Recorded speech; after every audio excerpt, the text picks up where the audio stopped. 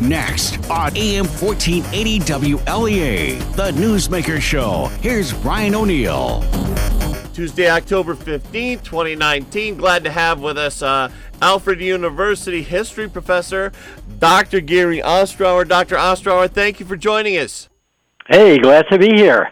Well, Dr. Ostrower, and I mentioned this last week as well, Senator Rand Paul, the Kentucky Libertarian Republican, has been all over the TV and radio circuit defending President Donald Trump on the issue of pulling troops out of Syria.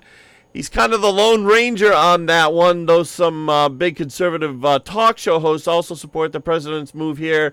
It seems that most of the political world disagrees with President Donald Trump on pulling the troops out of Syria. Your thoughts, Dr. Ostrower? Brian, I just wonder if I can divert for a moment and not say something about Syria, but rather about a lecture that's going to be given at Alfred University on Thursday evening. That's October 17th. It's in the Powell Campus Center, and it'll be easy to find if anyone is interested in a lecture on the subject of history. The lecturer is a woman from a historian, a very, very good historian from NYU. Her name is Hasia Diner.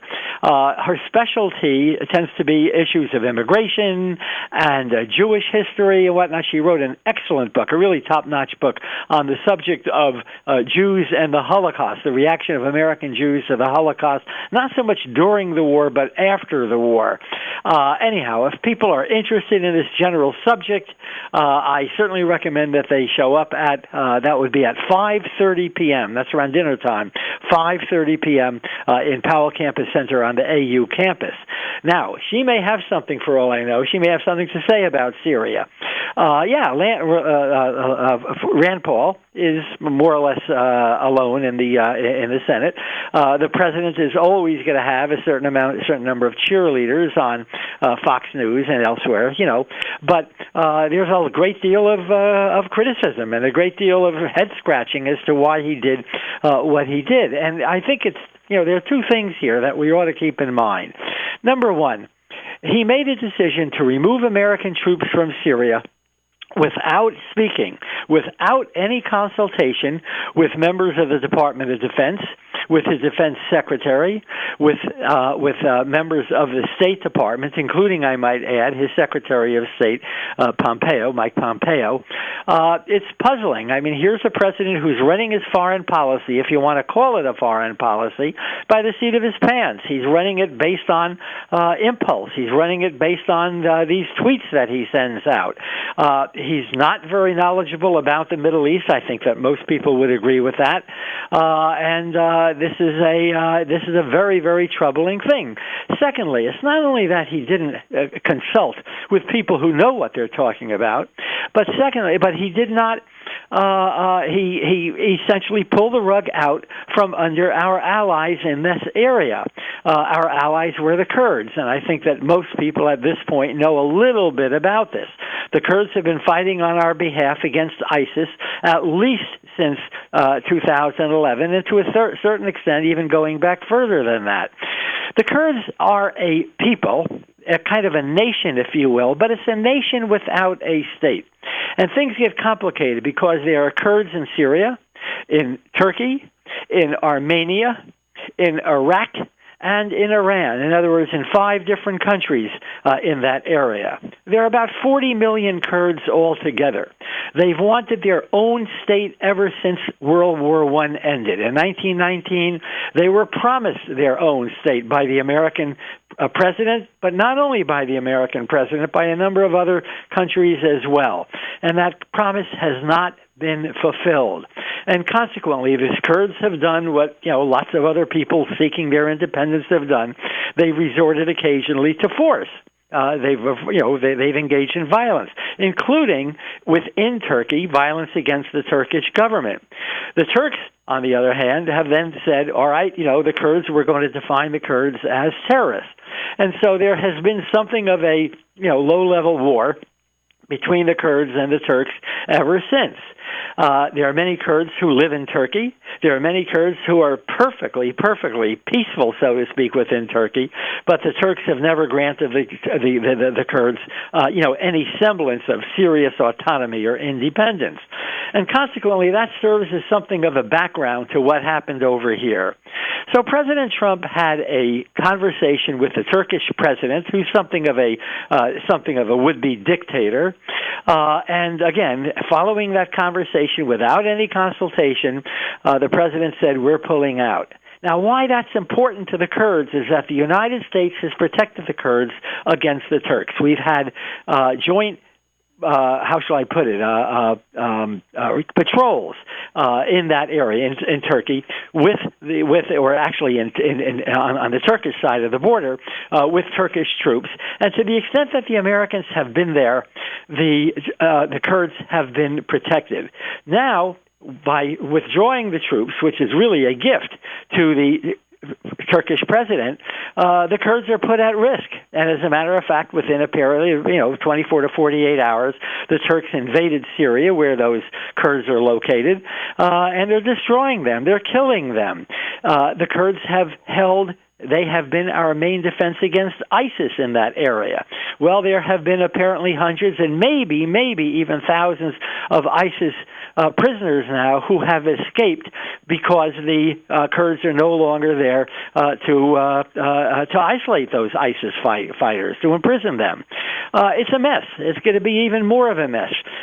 Turkey is a NATO ally. That gets more complicated.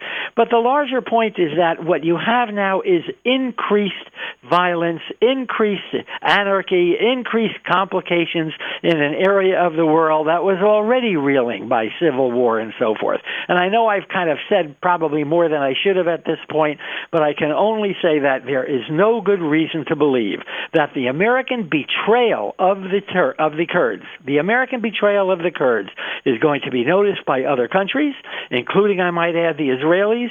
It's going to further undermine any real sense of American credibility or trust of the United States in that area of the world. It is a mess. Gary, this is a question that occurred to me during your answer. If the Kurds had, and there's no evidence that they did do this, and I'm not saying that they did, but if the Kurds had executed the ISIS prisoners before the Kurds fled because the Turkey soldiers were coming in, would that have been a war crime?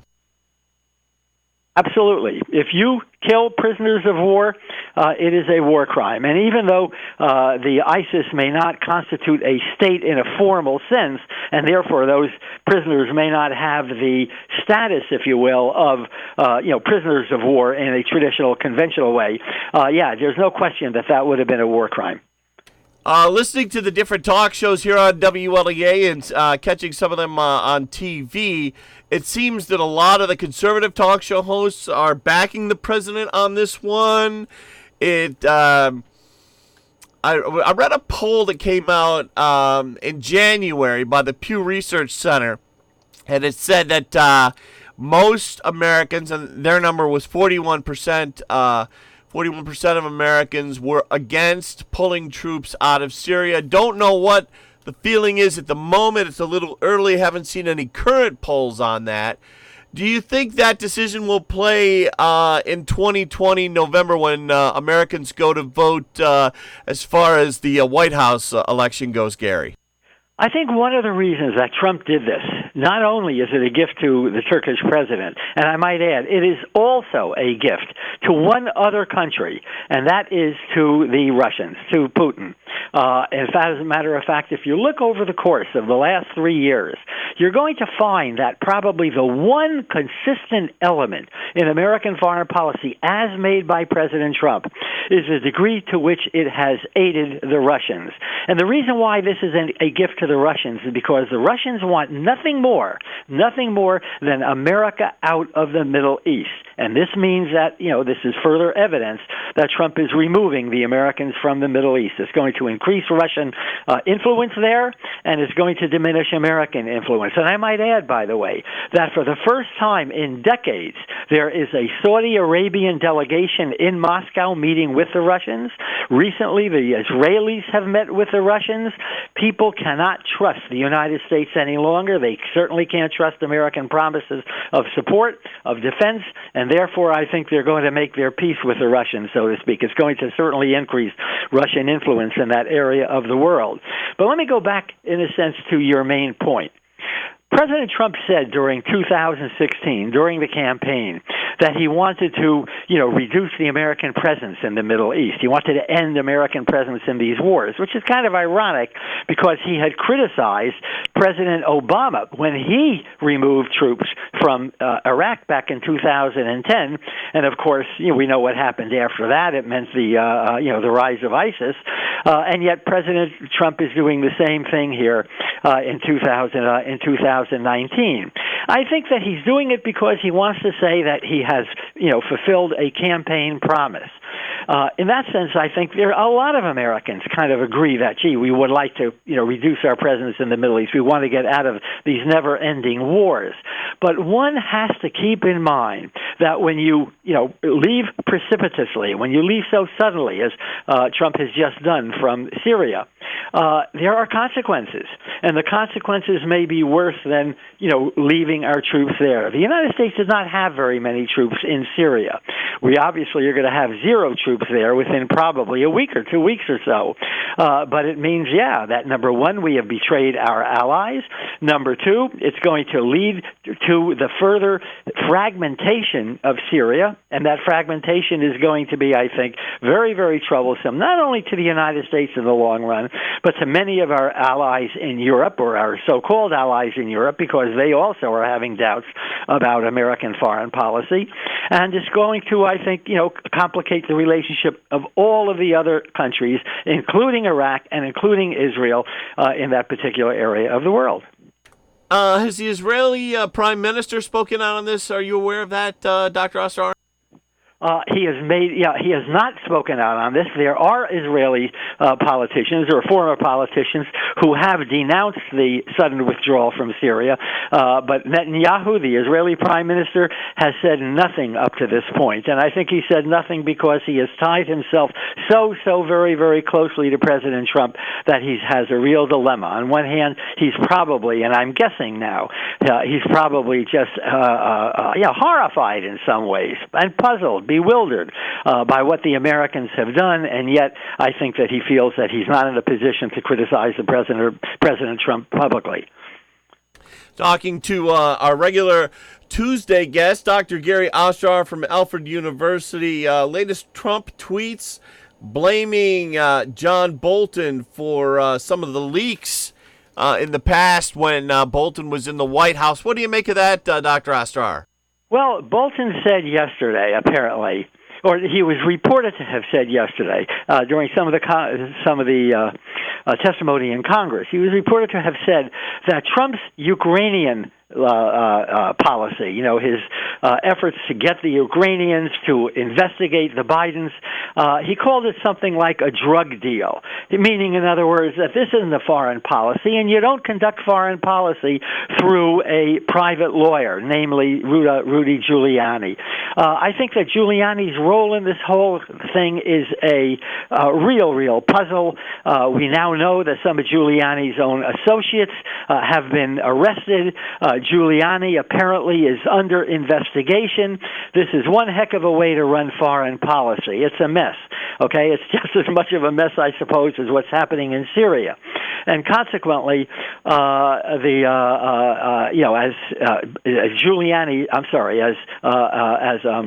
Bolton's criticism of the president becomes better known, the president is going to attack him, and the president attacks everyone who criticizes him. That's his mode of operation. That's his way of keeping himself in the news. That's his way of, kind of solidifying, I suppose, his position with his own base. But the break between Bolton and And President Trump, I think, at this point looks much more serious than it did even at that point when Bolton left the administration about 6 weeks ago or so. I don't know what's going to happen on that, but I think that my hunch is that we're going to see Bolton called before Congress to investigate in respect of what's happening in Ukraine, and things are only going to get, I think, more tense, more difficult between these two men. We're going to continue our conversation with Dr. Gary Ostrower in just a moment here on AM 1480 WLEA. First, though, let's take a break. Are you more than $10,000 in debt? Feel like you're on a never-ending treadmill, staying in one place and never getting ahead with those minimum payments? Don't let the credit card companies bully you anymore. There are programs in place to help you get free of your debt, and you don't have to pay the entire amount you owe. The program at Total Financial Freedom can help you get debt-free in months instead of decades. Call Total Financial now at 800-899-8922. That's 800-899-8922. Finding great Checking candidates in to with hire meteorologist Rob Carolyn, who says, what, sunny today, but cool? Yes, it's going to be a little cooler than normal today, Brian, but abundant sunshine in the forecast. We'll notice a little bit of cloudiness heading our way this afternoon. That's associated with a low-pressure system moving out of the state of Minnesota. That's going to go just northwest of our region tomorrow and bring us a rainy day. It's also going to reinforce the cool air that's in place. Another shot of even cooler weather will drop in behind the storm for Thursday and into Friday.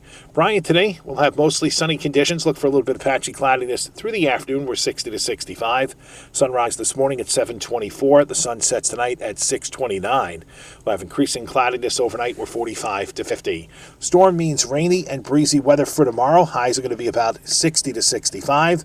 The rain will taper off to scattered showers tomorrow night. We're breezy 40 to 45. Look for cloudy and breezy weather Thursday with scattered showers. Highs near 50.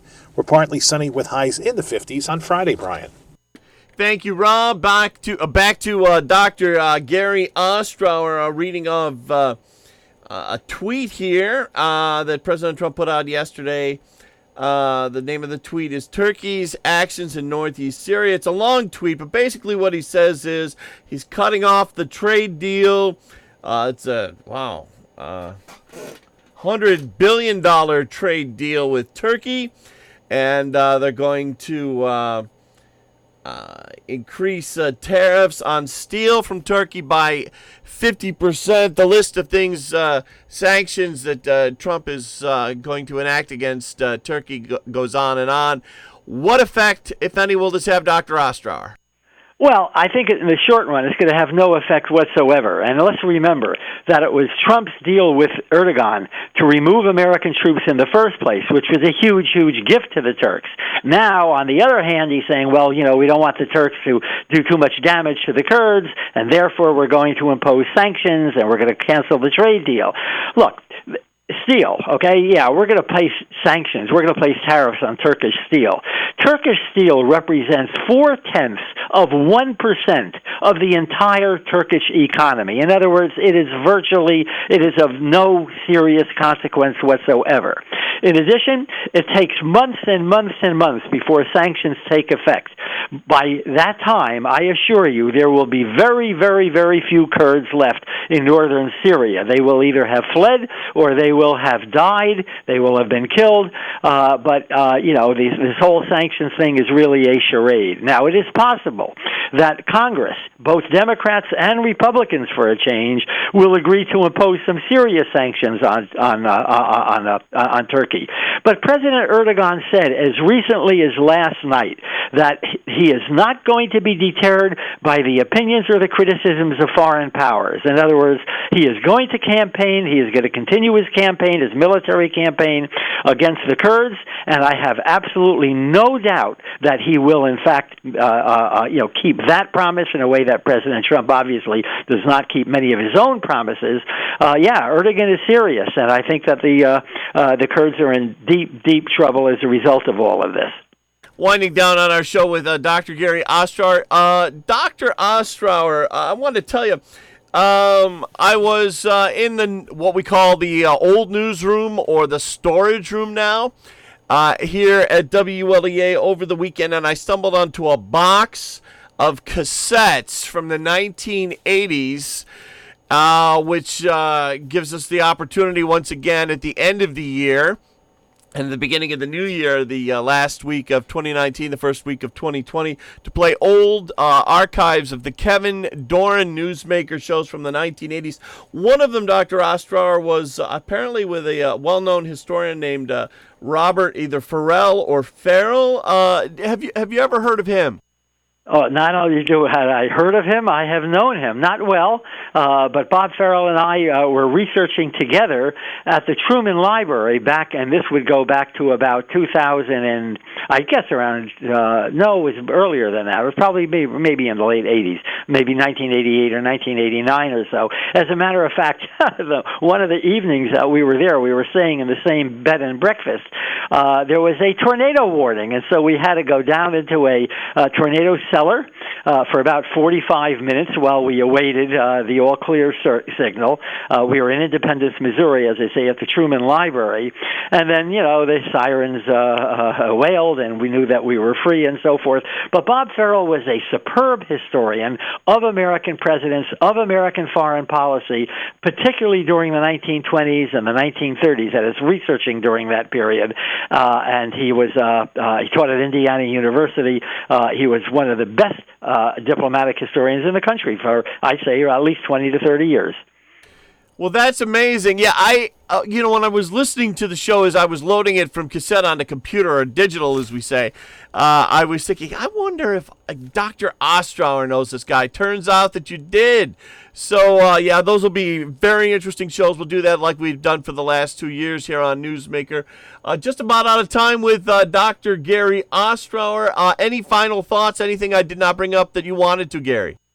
Just one item about this day in history, and that Go was ahead. the Clarence Thomas hearings way back in 1991 when Anita Hill and Clarence Thomas kind of faced off.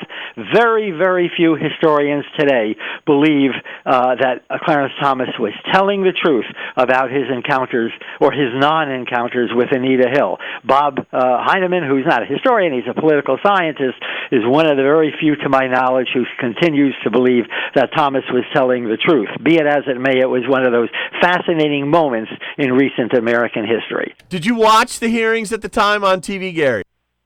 I was listening to them on the radio. I was up in Canada, as a matter of fact, but they were broadcast up there, and so I had a transistor radio, and I was with my children. We were going to the zoo and so forth in Toronto, but I found it difficult to pull myself away from what was going on down here. Those were fascinating. I think I watched them on CNN at the time. Yes, very controversial hearings and a big part of 1990s history. Dr. Ostrower, thank you so much for joining us. Talk to you next week, Brian.